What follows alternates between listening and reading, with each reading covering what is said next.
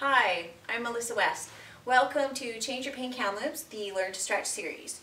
Today we are going to show you how to stretch the back of the leg. So the hamstring muscle, you may feel it across the back of the knee, even down into the calf. So it just depends how tight you are, and you may feel it up into the back as well. So we're going to start in a seated position. I am going to do a standing stretch for the hamstring as well, and that will be on a different video. You'll see it in the series. So this one is for people that feel okay getting down on the ground and are able to sit. So we're going to start with stretching the left leg. I'm going to bring it out straight, and I'm going to pull that left toe up towards my knee and press the heel out. So what you may find is, even in this position, that your spine will, your lower back will sort of tilt under because you're so tight. And what you ideally want to be able to do is get the hip bones here to move forward and stick your butt out. So if that's difficult for you, especially if you put the other leg down, you really feel like you're way back here like this, that's not going to be really effective.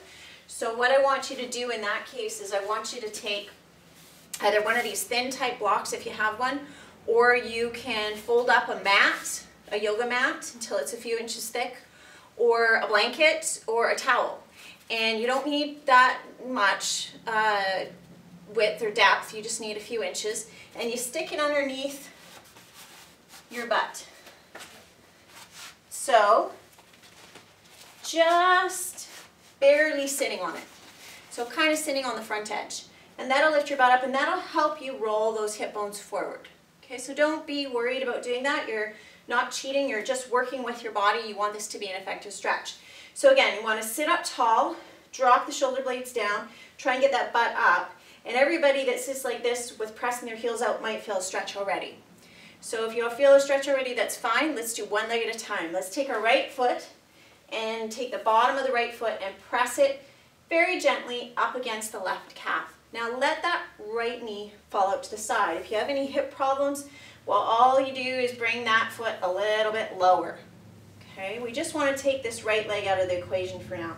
Squeeze your your left quad really, really tight, so you're pressing the back of the left knee down, and then push that left heel out, pull the toe up, lengthen through the spine, put your hands behind you, and just push, very gently push your chest up, like you're trying to lengthen the whole spine to the ceiling.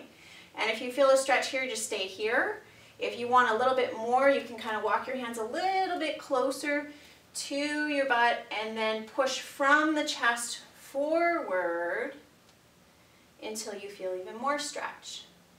And what you don't want to be doing at this point is collapsing down.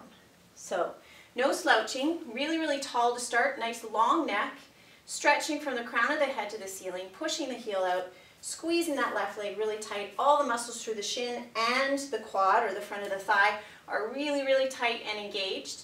And then just pressing the chest forward from the hip, so you're not collapsing through the waist. And breathe and drop the shoulders as you can. And now we're going to involve the whole back. So we're going to bring our hands forward, and we're going to walk them forward, and we're going to drop our head like a weight, drop our shoulders like a weight, and let the shoulder blades just spread out across our back and slide towards the floor.